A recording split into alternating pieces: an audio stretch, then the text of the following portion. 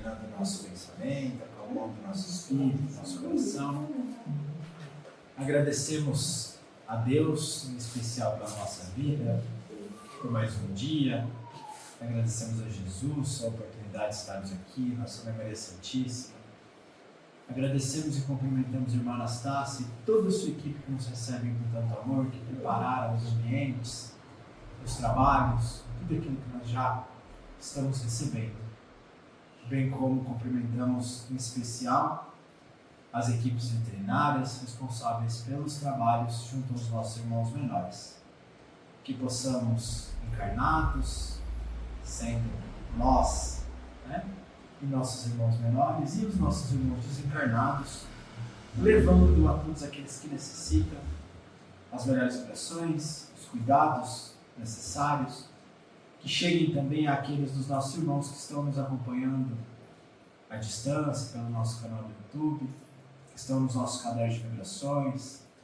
Recebam cada um o amparo, o carinho, o tratamento da espiritualidade e das nossas melhores energias. Então, como nós sempre iniciamos o nosso trabalho, pedimos a todos que possamos cantar a oração de São Francisco juntos.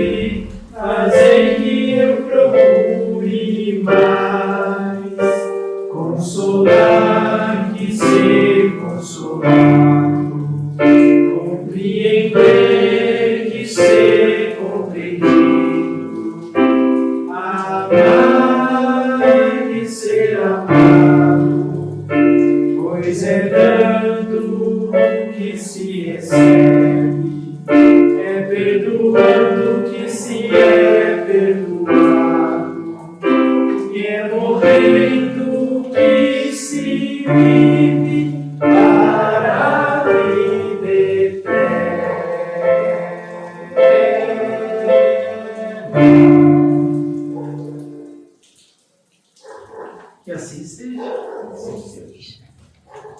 Alguém gostaria de abrir hoje o Evangelho? Amém? Por favor.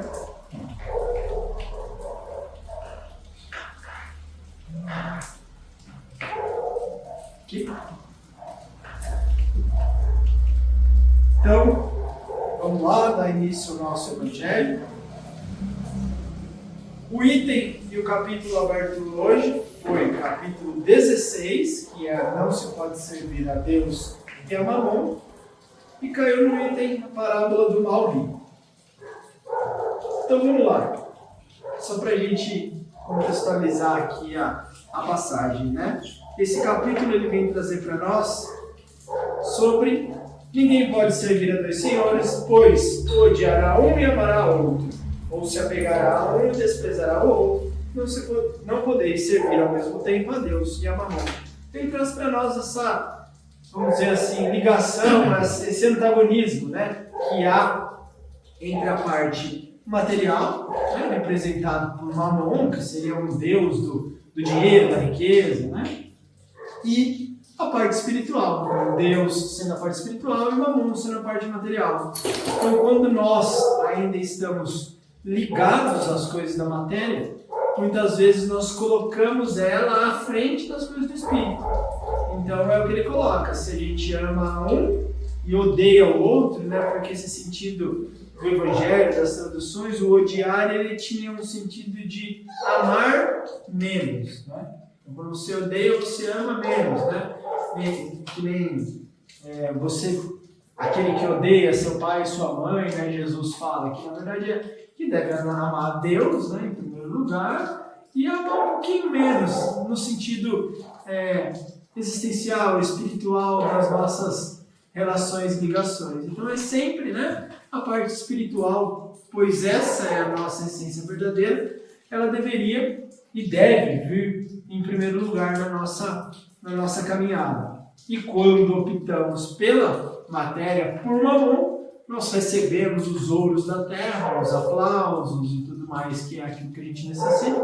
Quando fala mamon, a gente coloca o dinheiro, mas nós podemos ampliar tudo isso para tudo aquilo que está, né, envolvido com a parte material. Seja o meu interesse, né, títulos, né? Então eu tenho todos os meus títulos, é aquilo que me prende, o meu poder, a minha vaidade. Isso é a minha paixão, né? O outro, às vezes, a paixão dele é o acúmulo de bens, o outro é a vaidade do corpo físico, o outro é o apego aos seus entes queridos, né? Então cada um tem um comportamento obsessivo ali por alguma coisa, ou algo que é o seu ponto fraco, algo que é o seu foco principal, né? Nosso tesouro está onde está o nosso coração, né? Então, às vezes, o nosso tesouro sendo o dinheiro, a riqueza, o poder, a vaidade, ela se sobrepõe muitas vezes aos nossos deveres e compromissos espirituais. E aí vem a parábola do mal rico, que é uma passagem contida no Evangelho de Lucas, capítulo 16, que fala o seguinte: havia um homem rico que se vestia de púrpura e linho fino, e que todos os dias cuidava-se magnificamente. Um pobre, chamado Lázaro, jazia à sua porta, todo coberto de úlceras. Desejava saciar-se com as migalhas que caíam da mesa do rico, mas ninguém as dava a ele, e os cães vinham lamber-lhe as feridas.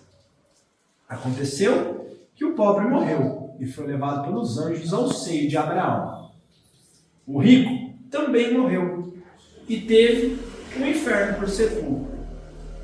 E quando estava em meio aos tormentos, levantou os olhos e de longe viu Abraão e Lázaro em seu seio. E gritando, disse essas palavras: Pai Abraão, tem piedade de mim e envia-me Lázaro para que ele molhe a ponta de seu dedo na água e refresque minha língua, porque sofro tormentos extremos nessa chama. Mas Abraão respondeu-lhe: Filho, lembra-te que recebeste teus bens em tua vida, e Lázaro só teve males. É por isso que agora ele está na consolação e vós nos tormentos. Além disso, há para sempre um grande abismo entre nós e vós, de modo que aqueles que quiserem passar daqui para junto de vós não podem, assim como daí não podem atravessar para junto de nós. O rico replicou: Então eu te suplico, pai Abraão, que o envie à casa de meu pai, onde tenho 5 irmãos, para que ele lhes testemunhe sobre essas coisas, por temer que também eles venham a este lugar de tormentos.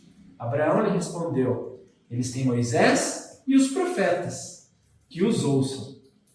Não, pai Abraão, disse ele, se alguém dentre os mortos for ao seu encontro, eles se arrependerão.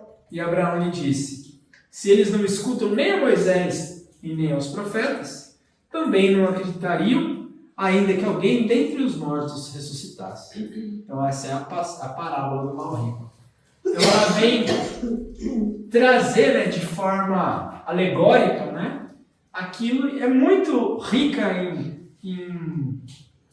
ensinamentos essa passagem, né, porque ela vem trazer para nós realmente que aqueles que colocam, né, as suas expectativas em cima das coisas da matéria, muitas vezes, ao regressar, né, vamos dizer assim, aquilo que vem após o término dessa fase, né, circunscrita, que é a nossa encarnação, aí nós vamos colher as consequências dessas nossas escolhas, né?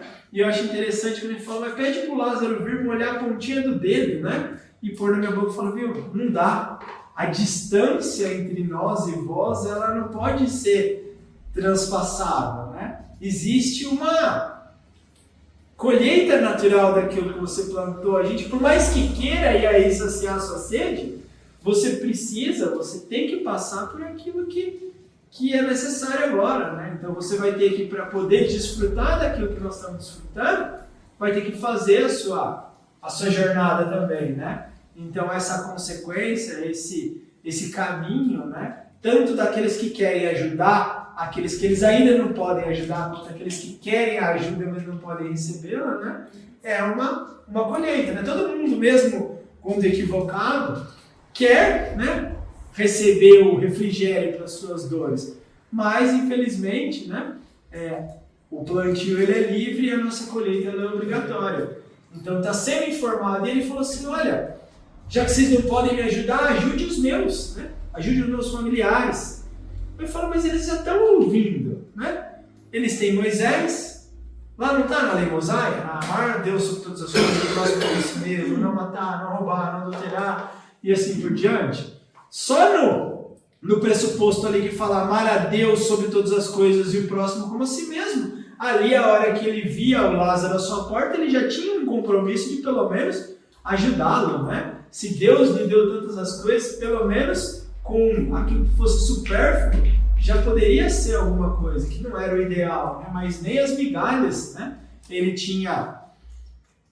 dava para aquele irmão necessitado. Os cachorros iam lamber as feridas dele. Então, foi um irmão que se fechou na sua riqueza, né? Não enxergou além do seu próprio benefício, do seu egoísmo, do seu orgulho, e aí, infelizmente, ele estava passando pelas suas dificuldades.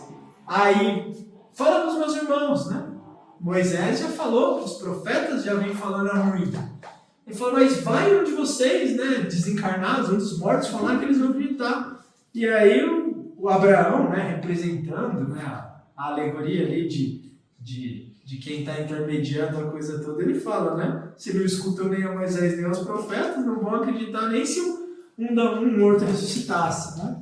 E é o que a gente fala, nossa, se Jesus voltasse hoje, capaz que a gente crucificaria ele de outra forma novamente, né? Porque, nossa, olha o que aquele maluco tá falando, né? Tá querendo que eu me disse. Imagine hoje uma pessoa chegar pra gente e falar, viu, larga tudo, vende suas coisas e me segue. Fala, que cara lunático, né? Lutei tanto para conseguir minhas coisas e eu vou deixar tudo para trás para segui-lo, né? E é o que aconteceu lá para trás, né? E a gente ainda está aí preso no nosso egoísmo, na nossa vaidade, nas nossas paixões, no material que ainda nos segura tanto, né? Que é o que nos prende ainda à matéria, né? Então a gente ainda está apegado.